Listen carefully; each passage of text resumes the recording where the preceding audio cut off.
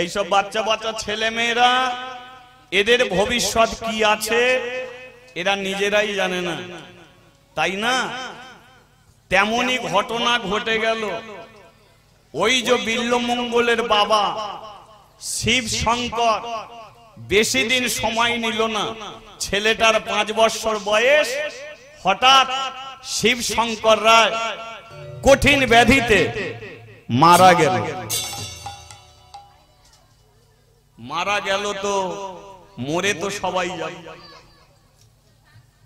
মরতে সবাইকে হবে, কিন্তু ঘটনা হচ্ছে কি তৎকালীন দিনের একটা সমাজের নিয়ম ছিল, স্বামী মরে গেলে তার স্ত্রীকে জ্বলন্ত আগুনে ফেলে পুড়িয়ে মারা হবে।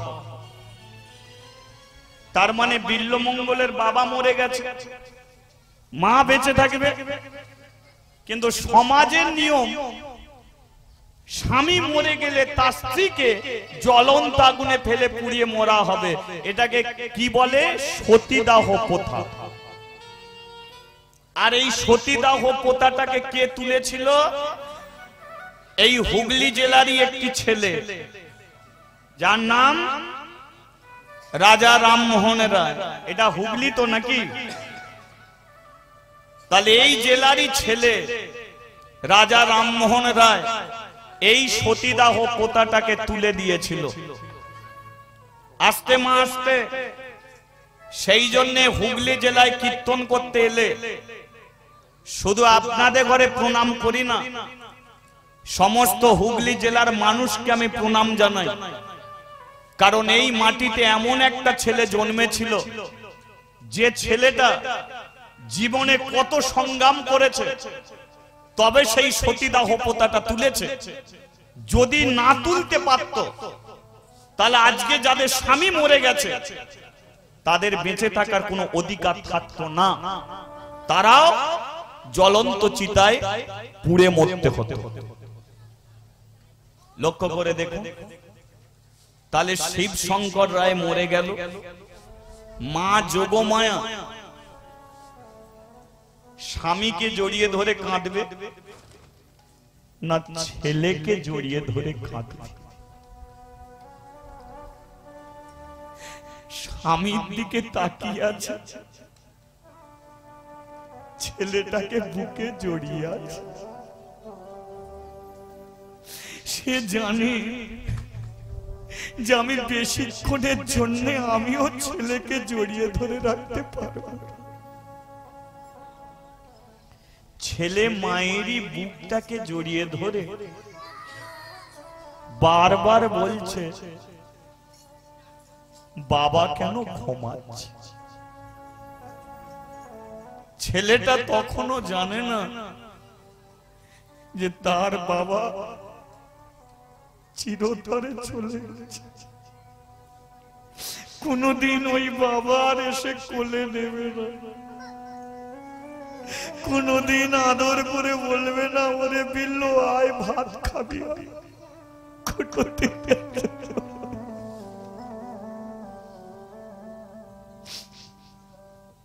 বাঁশের খাটিয়া হয়ে গেল, নয়নে তুলসী পাতা দিল, গলায় একটা ফুলের মালা দিল, হরি বল বলতে বলতে শ্মশান নিয়ে গেল, চিতাটা সাজিয়ে দিল। ছেলের তো কাজ আছে, মেয়ে যদি থাকে মুখে তো আগুন দিতে পারবে না, ছেলেরই মুখে আগুন দেবার ক্ষমতা আছে। কিন্তু দেখবেন আমার মাঝে মাঝে মনে হয় যে এই পৃথিবীতে এই সব নিয়মগুলো কারা সৃষ্টি করে গেল? যে বাবা ছেলের জন্য জীবন দিয়ে দিল, যে বাবা ছেলের জন্য জীবন শেষ করে দিল, তার নাকি মুখে আগুন না দিলে পুড়বে। একবার ভেবে বলুন তো, তাহলে আমরা সেই ছেলে মুখে আগুন দেবার সময় একবারও মনে করি না যে এই বাবা আমাদের জন্য জীবনে কি করে গেছে? মুখে আগুন দিলেই তবে পুড়বে। কেন? কাটে আগুন দিলে পুড়বে না? পুড়বে।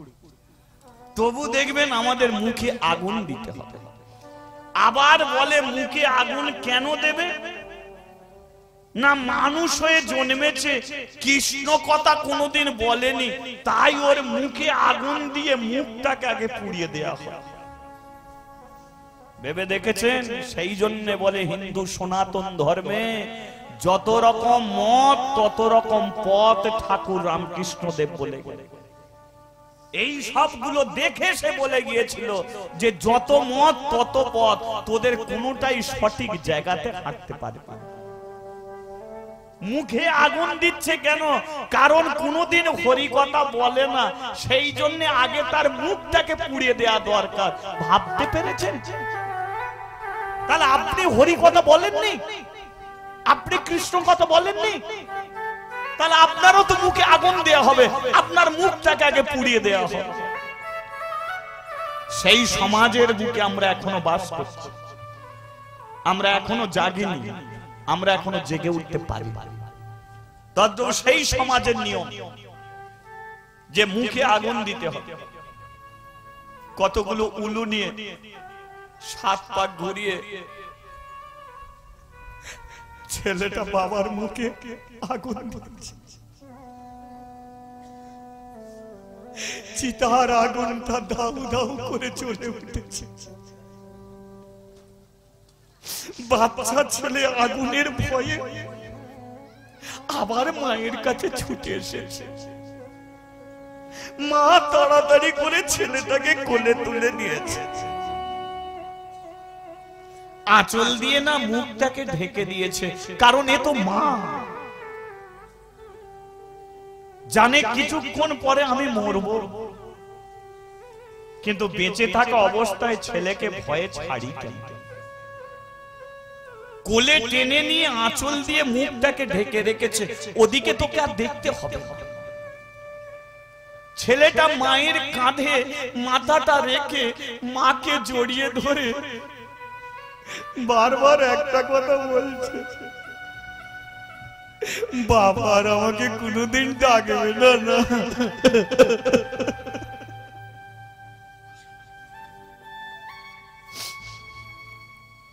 সমাজের নিয়ম, এক কাজ করুন, ছেলেটাকে কোল থেকে নামিয়ে দিন, জ্বলন্ত আগুনে আপনাকে সতীদাহ হতে হবে। সতীদাহ প্রথাটা ঠিক এই ধরনের ছিল। একটা মেয়ে প্রথম যে ছেলের গলায় মালা পরাবে, যে বিয়ের সাজে সেজে বিয়ের পিঁড়িতে বসবে, শ্মশানে তাকে সেইভাবেই সাজানো হবে। তার সুন্দর শাড়ি পরানো হবে, পায়ে আলতা দেয়া হবে, মাথায় সিঁদুরে দেয়া হবে, সুন্দর করে তাকে সাজানো হবে। তারপরে দুটো হাত ধরবে, টানতে টানতে নিয়ে যাবে জ্বলন্ত চিতার দিকে। হাসি মুখে জ্বলন্ত আগুনে পুড়ে মরতে হবে। যদি তুমি কাঁদো, পরের জন্মে তোমাদের আর মিলন হবে। ভাবতে পেরেছো? তা ওই যোগ মায়াকে ছেলেটাকে কোল থেকে নামিয়ে মাথায় সিঁদুর দিয়েছে, পায়ে আলতা পরিয়েছে, দামি শাড়ি পরিয়েছে। কেন? তাকে জ্বলন্ত আগুনে পুড়তে হবে। এখনকার দিনে শ্মশানে খোল করতাল যায়, তখনকার দিনে ঢাক ঢোল কাঁসর বাজত। যে বাড়ির মরা যেমন টাকা, সেই অনুযায়ী ঢাক ঢোল কাঁসর আনা হতো।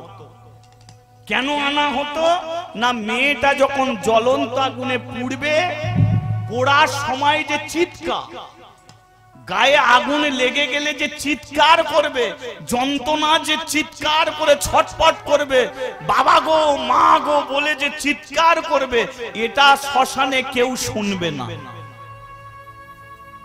সেই সময় ঢাক ঢোল কাঁসর বাজিয়ে দেয়া হবে। এদিকে ঢাক ঢোল কাঁসর বাজবে, ওদিকে মেয়েটা জ্বলন্ত আগুনে পুড়বে। মেয়েটার দিকে তাকিয়ে ঢাক ঢোল কাঁসর বাজাচ্ছে, সে নাচানাচি করছে, যন্ত্রণায় ছটফট করছে, কিন্তু তার চিৎকার কেউ শুনবে না।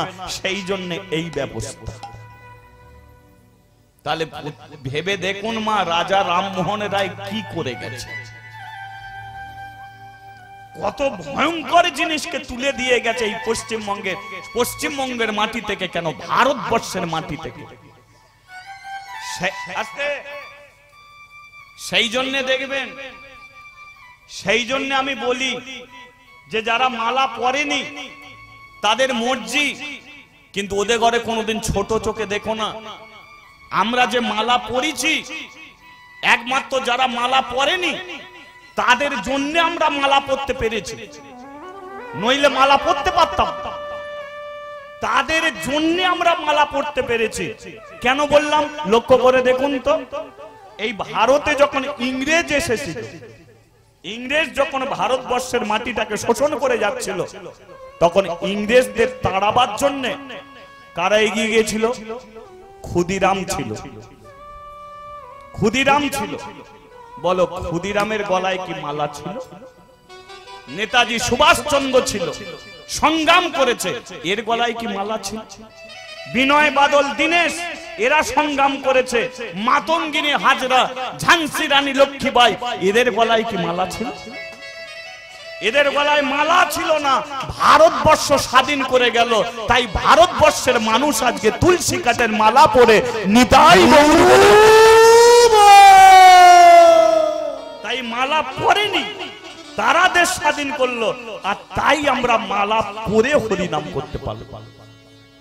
তদ্রূপ লক্ষ্য করে দেখুন, এই রাজা রামমোহন রায় ইনি এইভাবে সংগ্রাম করে এটাকে তুলে দিল। আজকে জ্বলন্ত আগুনে ওই যোগমায়া পুড়ছে, আর এদিকে বাচ্চা ছেলেটা হাউমাউ করে চোখের জলে কাঁদছে। হাই নিয়তি,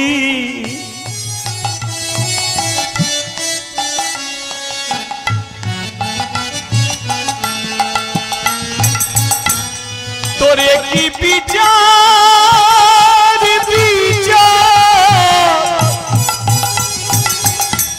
তোরে কি বিচার রে দিদিরা,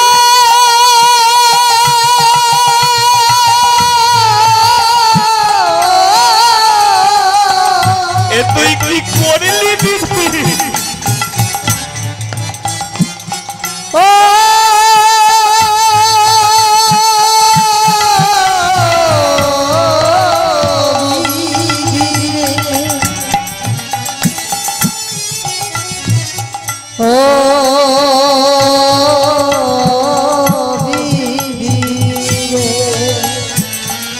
হাই নিয়তি,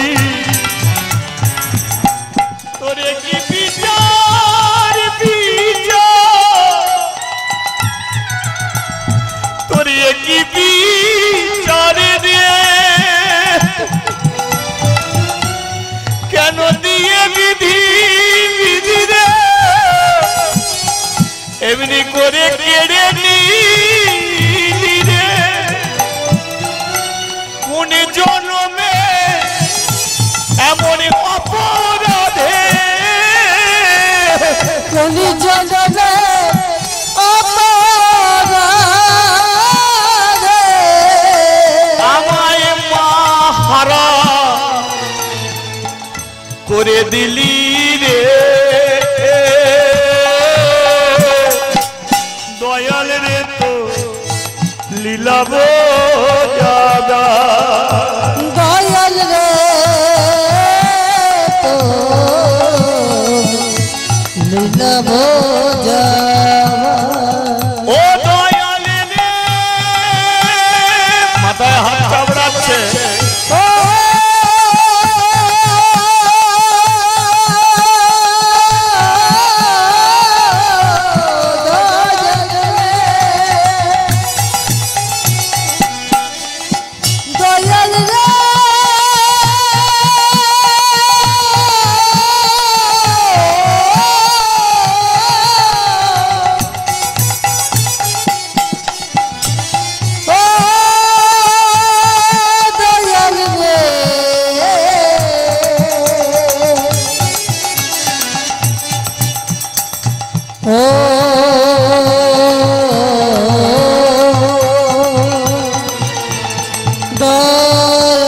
দয়াল রে।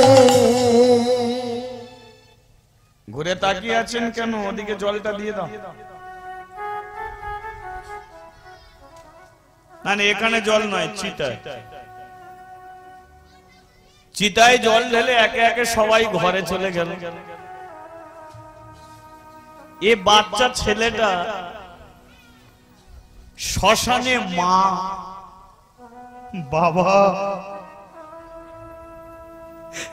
বলতে বলতে একটা গাছের নিচে ঘুমিয়ে পড়ল। এরা এমনই হয়, তাই না? মা ছেলেকে মারবে,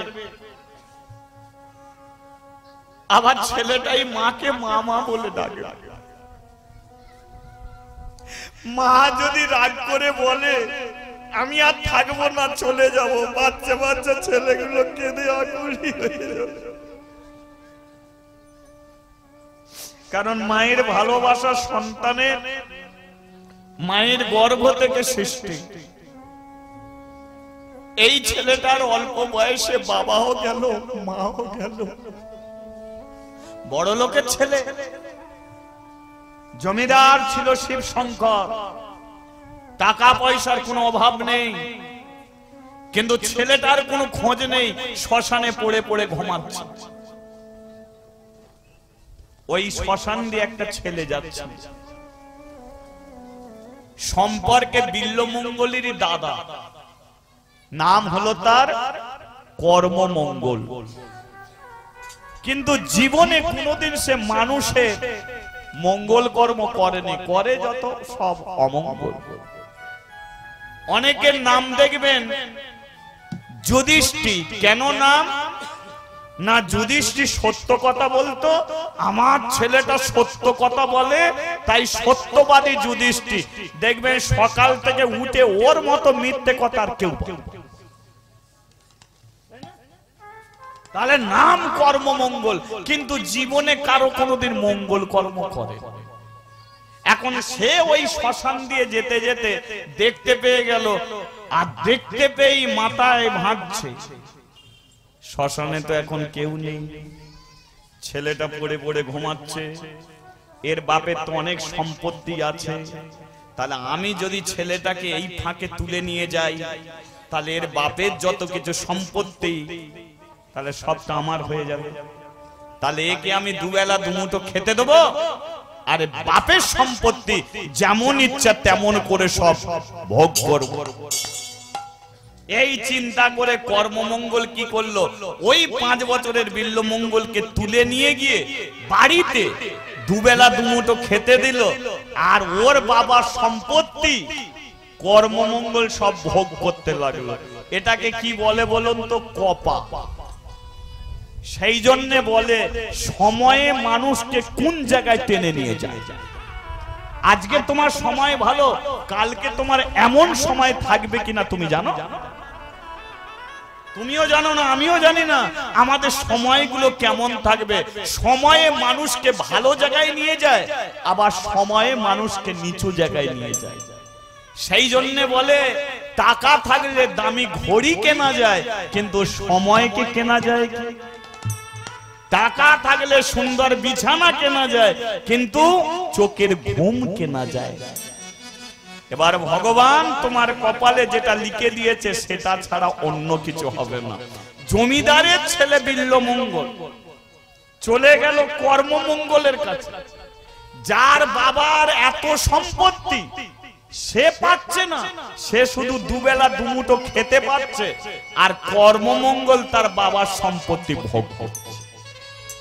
এটাকেই বলে 4 আঙ্গুলের লেখা বিধির লিখন। তোমার বিধির লিখন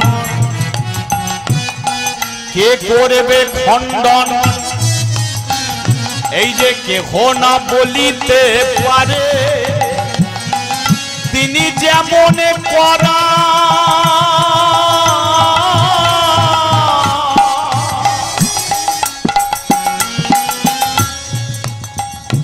তিনি যেমন করান তেমনি করি, কেহ না করিতে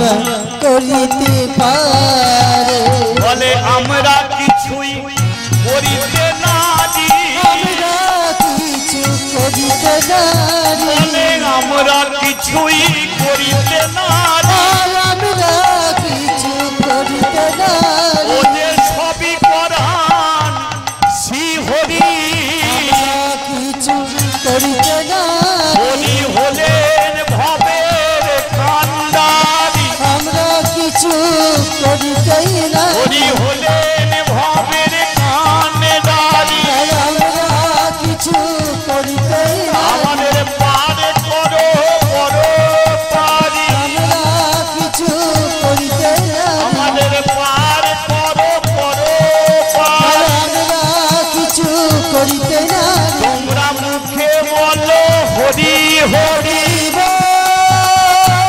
সবাই একবার নিতাই গৌর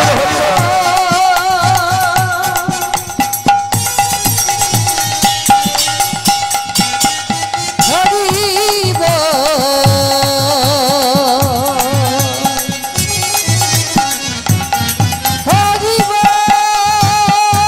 একটু উলুধ্বনি দেয়া যাবে? উলুধ্বনি সবাই মিলে একবার উলুধ্বনি দিন।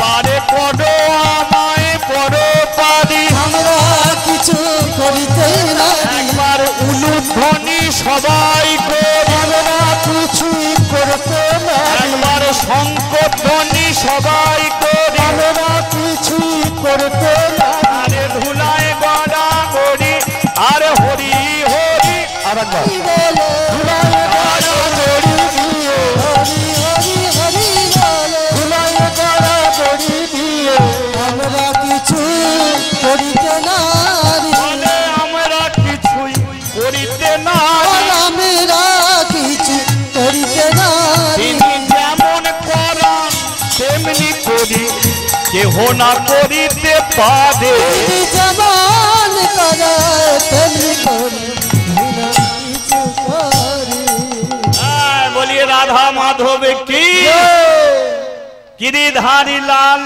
কি আচ্ছা এই যে হরিনামটা এখানে করছে যে বাড়ির পরিবার হরিনাম করছে এটাও কি ওর নিজের ইচ্ছায় হচ্ছে? যদি নিজের ইচ্ছায় হরিনাম হতো তাহলে আজ থেকে 4 বছর আগে আমাকে বুক করে রেখেছিল। 4 বছর আগে বুক ছিল এই জায়গায় হরিনাম করার কথা।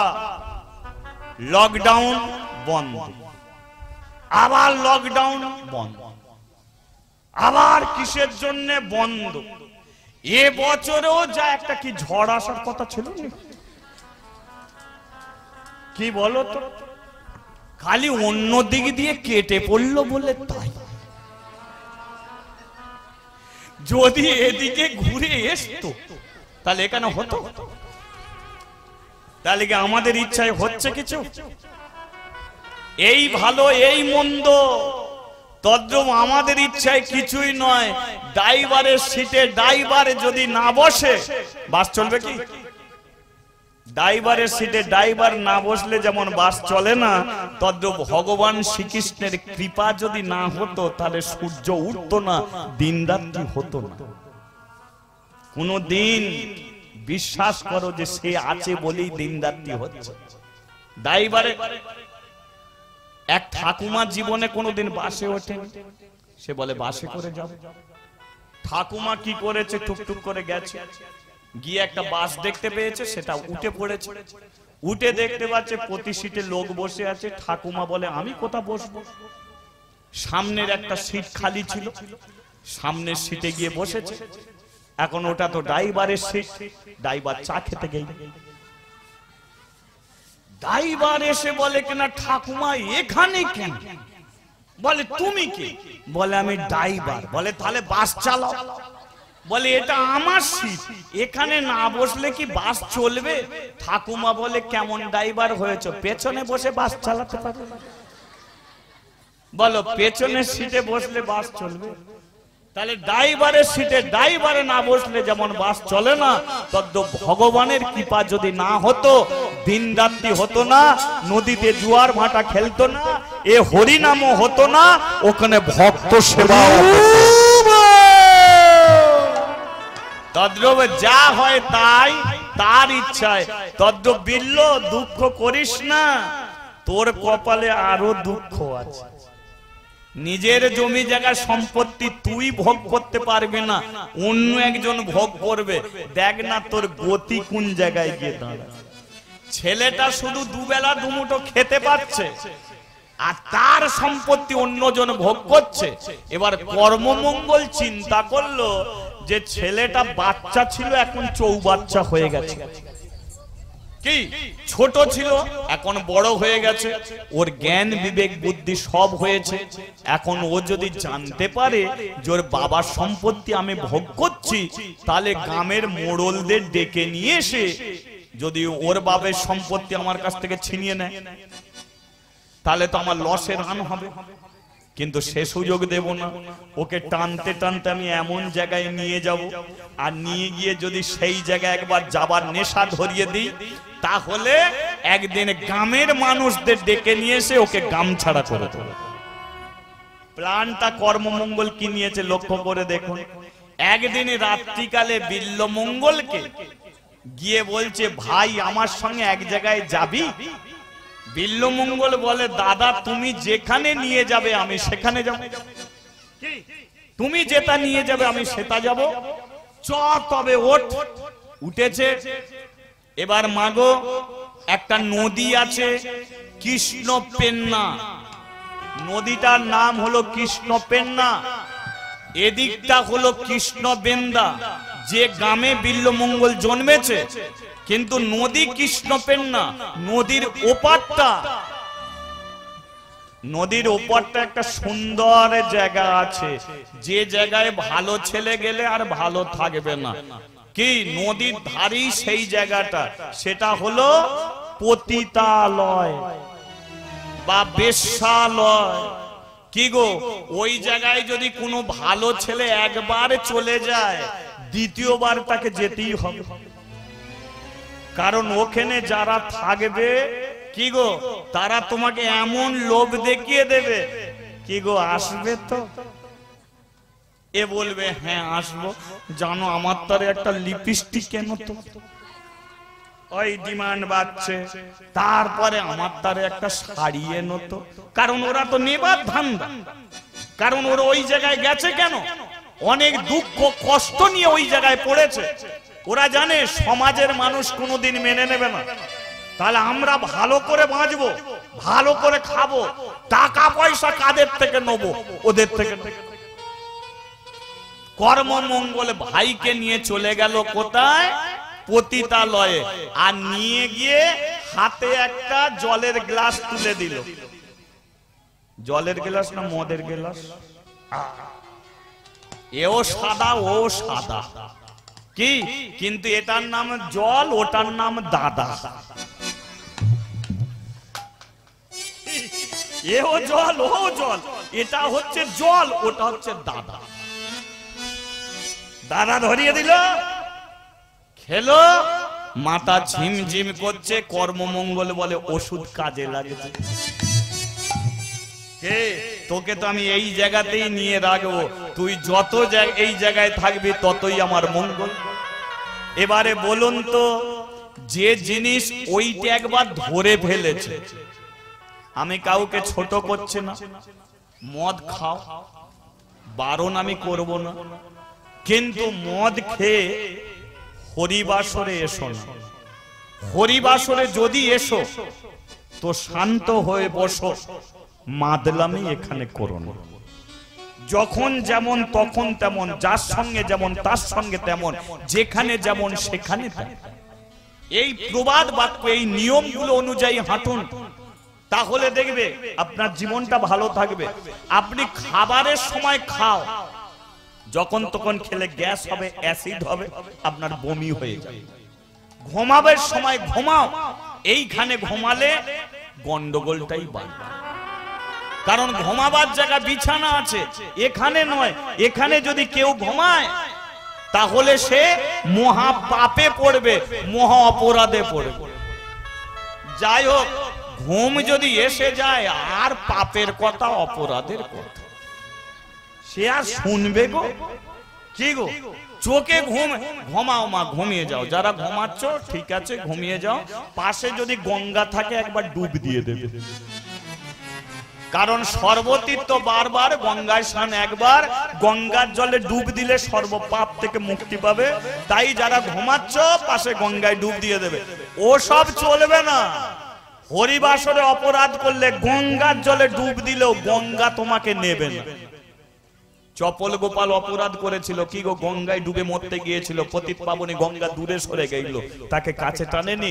এটা হলো চরম বৈষ্ণব অপরাধ। তদ্রুপ আজকে লক্ষ্য করে দেখুন, এই বিল্লমঙ্গলকে হাতে মদের গ্লাস তুলে দিল, মদ খেলো, কেমন লাগলো? বলে খুব ভালো লাগলো। সেই জন্যই তো আর ছাড়তে চায় না। ধরে ফেলেছে, ছাড়বে কি করে? আর ছাড়তে চায় না। বিল্লমঙ্গলও চায় না। বলে দাদা আর একটু থাকলে হতো। বলে তুই একবারের জন্য এখানে থাক না, আমি বেঁচে যাই। কি দেখুন ছেলেটাকে কোন জায়গায় নিয়ে যাচ্ছে। একদিন বিল্লমঙ্গল বাড়ি যায়, কর্মমঙ্গল টেনে নিয়ে আসে। বিল্লমঙ্গলকে নিয়ে যায়, নিয়ে আসে, বাদ 10 কর্মমঙ্গল নিয়ে গেল, নিয়ে এলো। 10 বারের পরে বিল্লমঙ্গল বলছে, দাদা তোমাকে আর যেতে হবে না, আমি একাই যাব। বলে যা, নৌকা তো বাঁধাই আছে, চলে যা। বিল্লমঙ্গলে রাত্রিকালে চলে গেল, কিন্তু আর ফিরছে না, সেই জায়গাতেই রয়ে যায়। আর এত মদ খায়, রাস্তায় 6 ফুট রাস্তাকে 12 ফুট রাস্তা দেখে, তবু জলে পড়ে যায়, খালের ধারে পড়ে যায়, টেনে মানুষ তুলে দেয়। কারণ পতিতালয়ে এমন ছেলে এমন দুর্দশা হয়। তাহলে বিল্লমঙ্গল একদিন নেশায় পরিপূর্ণ হয়ে রাস্তার ধারে টলছে, আর ঠিক সেই সময় একটা মেয়ে ভগবানকে পুজো দেওয়ার জন্য মন্দিরে যাচ্ছে। কি রাধে কৃষ্ণ গোবিন্দ গোপাল গোল, রাধা রমন হরি হরি হরি বল। কৃষ্ণ গোবিন্দ গোপাল গোল, রাধা রমন হরি হরি হরি বল। রাধে কৃষ্ণ গোবিন্দ গোপাল বল, রাধা রমন হরি হরি হরি বল। হাতে লয়ে পূজার থালা,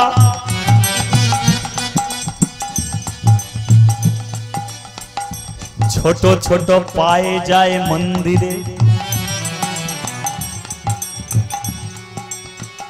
পাশে দাঁড়িয়ে আছে বিল্লমঙ্গল, কিন্তু মেয়েটা এক ধ্যানে এক ধ্যানে এক জ্ঞানে ভগবানের নাম করতে করতে চলে যায় মন্দিরে। রাধে কৃষ্ণ রাধে কৃষ্ণ গোবিন্দ গোপাল গোল, রাধা রমন হরি হরি হরি বল। কৃষ্ণ গোবিন্দ গোপাল গোল, রাধা রমন হরি হরি হরি বল। গিরিধারী বল, গোবর্ধন ধারী বল, হরি বল, গোবর্ধন ধারী বল। গিরিধারী বল, গোবর্ধন ধারী বল।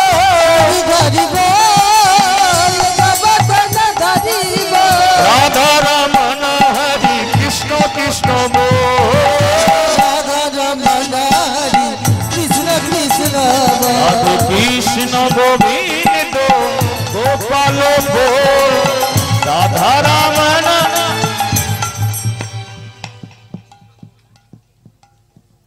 দাঁড়িয়ে যাও।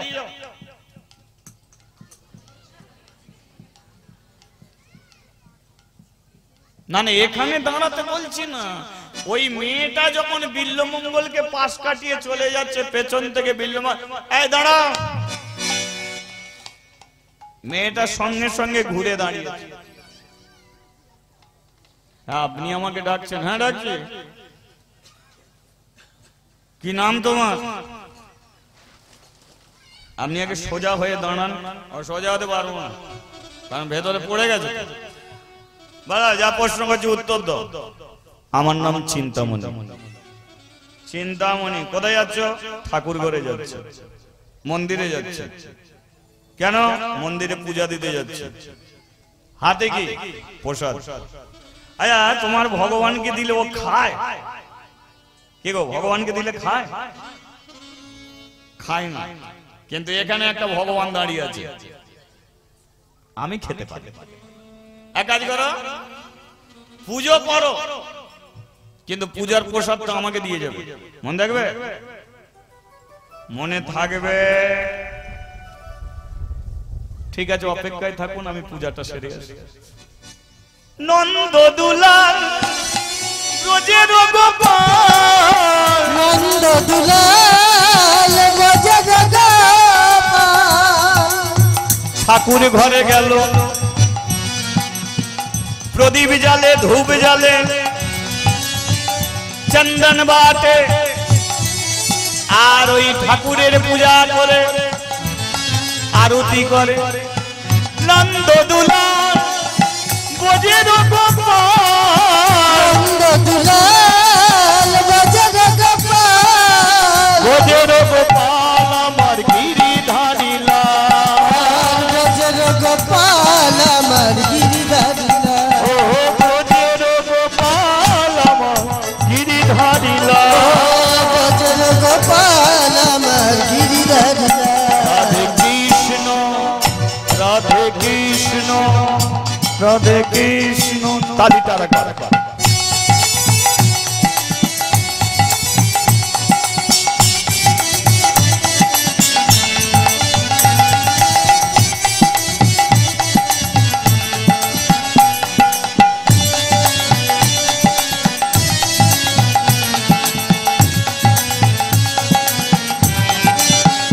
রাধে কৃষ্ণ গোবিন্দ গোপাল গো, রাধা রমণ হরি হরি হরি বল। কৃষ্ণ গোবিন্দ গোপাল বল, রাধা রমণ হরি হরি হরি বল। बोलिए राधा रानी की श्याम सुंदर की मदन मोहन की প্রসাদ পাওয়া যাবে কি? তুমি বলেছিলে আমাকে দেবে, সেই থেকে আমি দাঁড়িয়ে আছি। দাও প্রসাদটা দাও। চিন্তামণি কি করেছে? বিল্লমঙ্গলের হাতে মিষ্টি প্রসাদ দিয়েছে। এবার যারা নেশা করে তারা খুব ভালো করে জানে যে নেশার ওপরে যদি আবার মিষ্টি জিনিস পড়ে কেমনটি হয়। কি মানে মিষ্টি পড়ে গেলে নেশা আরো জমে যায়। এবার বিল্লমঙ্গলের নেশা ছিল, যেই মিষ্টি প্রসাদ দিয়েছে বিল্লমঙ্গল আর দাঁড়াতে পারলো না, মুখ থুবড়ে যেই পড়ে যাবে।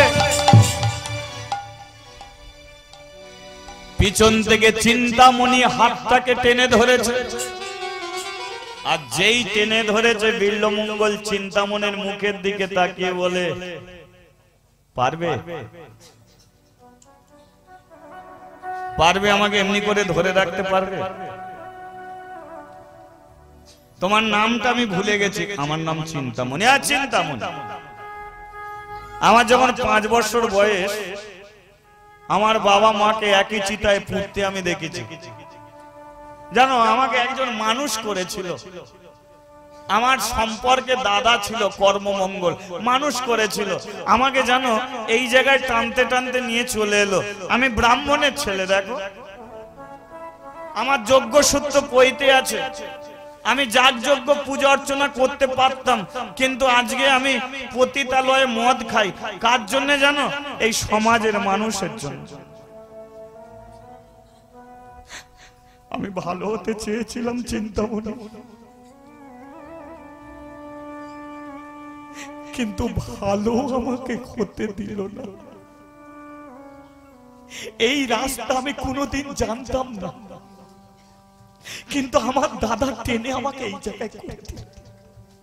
আজকে আমি মদখোর মাতাল, আমি ব্রাহ্মণের ছেলে, কিন্তু আমাকে কে এই রাস্তা দেখিয়ে দিল? আমার দাদা। কেন দেখিয়েছে? বিষয় সম্পত্তির লোভ। এটা আমি বড় হয়ে জানতে পেরে গেছি। কিন্তু যে জিনিসটা আমি ধরে ফেলেছি এটাকে আমি ছাড়তে পারছি না। আর ছেড়ে আমি কোথায় যাব? ওই দাদার কাছে যাব? দাদা তো একদিন গোপনে আমাকে বিষ খাইয়ে মেরে দেবে, কারণ আমার দাদার যে সম্পত্তির লোভ, টাকা পয়সা লোভ, আমাকে একদিন বিষ খাইয়ে মেরে দেবে। তাহলে যে কটা দিন বাঁচবো আমি আর ওদের কাছে ফিরবো না, এমনি করে আমি পড়ে থাকবো। তুমি পারবে চিন্তামণি? আমাকে তুমি মানুষ করতে পারবে?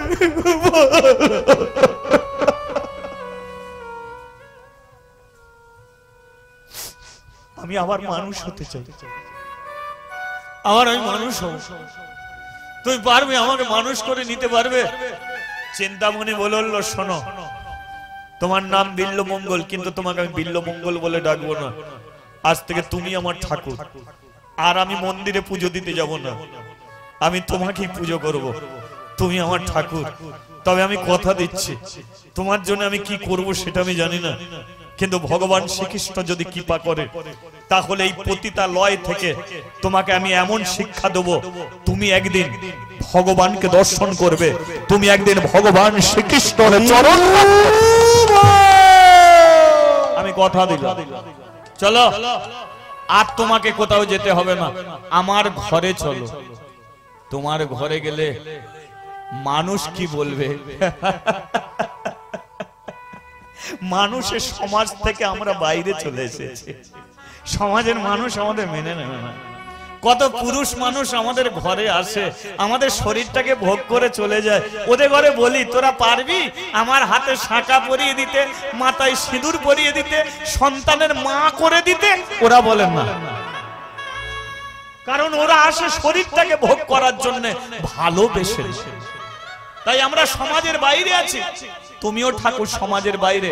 চলো, আমাদের আর নাগ লজ্জা থাকবে না, আমাদের আর মান সম্মান নেই, এটাই হলো আমাদের জীবন। চিন্তামণি চিন্তামণি, তুমি প্রাণের চিন্তামণি। চিন্তামণি চিন্তামণি, বিল্লমঙ্গল ভালোবাসা, চিন্তামণি। এই যে ভালোবাসা কাকে কয়? এমন বিল্লমঙ্গল চিন্তামণিকে ভালোবাসলো, শুতে গেলে চিন্তামণি, ঘুমিয়ে যখন পড়ে তখন নিঃশ্বাস প্রশ্বাসে বলে চিন্তামণি। চিন্তামণি, প্রাণের চিন্তামণি। চিন্তামণি চিন্তামণি, প্রাণের চিন্তামণি। তুমি ছাড়া এ জীবনে আর কিছু নাহি জানি, আমার প্রাণের চিন্তামণি। আমার প্রাণের চিন্তামণি, আমার প্রাণের চিন্তামণি। আমার প্রাণের চিন্তামণি। চিন্তামণি গো,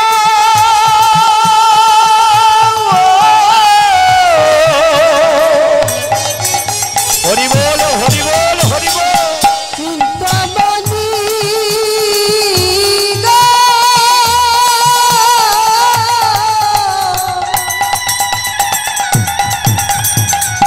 চিন্তামণি চিন্তামণি গো, চিন্তামণি গো। তুমি আমার ধ্যান, তুমি আমার জ্ঞান, তুমি আমার ধ্যান, তুমি আমার জ্ঞান। তুমি আমার জীবন, প্রাণেরই প্রাণ। তুমি আমার ধ্যান, তুমি আমার জ্ঞান, তুমি আমার জীবন, প্রাণেরই প্রাণ।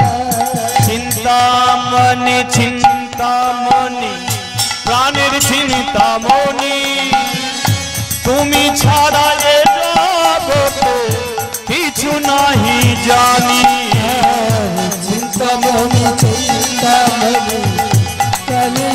চিন্তামণি তুমি ছাড়া এ জগতে কিছু নাহি নাই ও তুমি ছাড়া এ জগতে কিছু নাহি জানি তুমি ছাড়া এ জগতে কিছু নাহি জানি বলিয়ে ভগবান শ্রীকৃষ্ণ কি রাধা মাধবে কি কি ব্যাপার খুব যে শান্তিতে ঘুম হচ্ছে না না আমি এখানকার বলছি না বিল্লমঙ্গল যে ফিরবে কিছুদিন পরে এটা কর্মমঙ্গল জানতে পেরে গেছে আর জানতে পেরেই সেই রাত্রিতে কর্মমঙ্গল ব্রাহ্মণ সমাজের কাছে গিয়ে বলছে আপনারা শান্তিতে নাক ডাকিয়ে ঘুমাচ্ছেন আর ওদিকে একটা ব্রাহ্মণের ছেলে লম্পট চরিত্রহীন হয়ে যাচ্ছে এটা আপনারা কেউ দেখছেন না হ্যাঁ কি হয়েছে কি হয়েছে আমার ভাই হ্যাঁ কি হয়েছে রাত্রিতে আর ঘরে থাকে না কোথা থাকে নদীর ওপারে নদীর ওপারে তো পতিতালয় বলে ওইখানেই যায় এতদিন বলিস না কেন বলে আমি লক্ষ্য রেখেছিলাম অনেক করে নিষেধ করেছিলাম যাতে না যায় যাতে না যায় কিন্তু আমার কথা শুনছে না ওই জায়গায় চলে যায় প্রতি রাত্রে আজকেই ছেলেটা বাড়ি ফিরবে ব্রাহ্মণ দল বলে তো ব্রাহ্মণ সমাজের কলঙ্ক ব্রাহ্মণ সমাজের গায়ে থুতু দিয়ে দিচ্ছে ওই ছেলেটা তাহলে অমন ছেলেকে তো গ্রামে রাখা যাবে না এই চা রাত্রিকালে ব্রাহ্মণের দল কি করেছে মা হাতে লাঠি নিয়ে ঝোপের আড়ালে বসে আছে আর বিল্লমঙ্গল ওপার থেকে সেই রাত্রিতে নৌকায় বসে কি চিন্তামণি চিন্তামণি প্রাণের চিন্তামণি তুমি ছাড়া এ জগতে কিছু নাহি জানি চিন্তামণির হরি হরি প্রাণের চিন্তামণি তুমি ছাড়া এই জগতে কিছু নাহি জানি তুমি ছাড়া এ জগতে কিছু নাহি জানি তুমি ছাড়া এ জগতে কিছু নাহি জানি আজ এমন কেন একটা গন্ধ আসছে কি ব্যাপার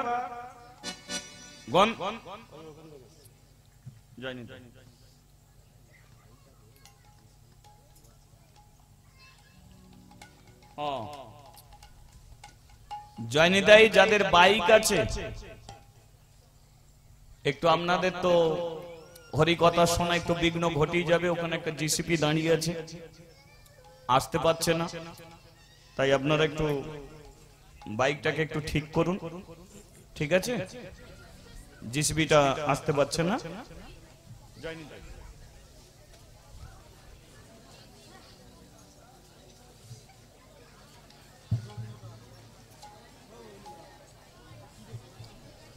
ঠিক আছে বলিয়ে চৈতন্য মহাপ্রভু কি নিতাই চাঁদ কি রাধা মাধব কি লক্ষ্য করুন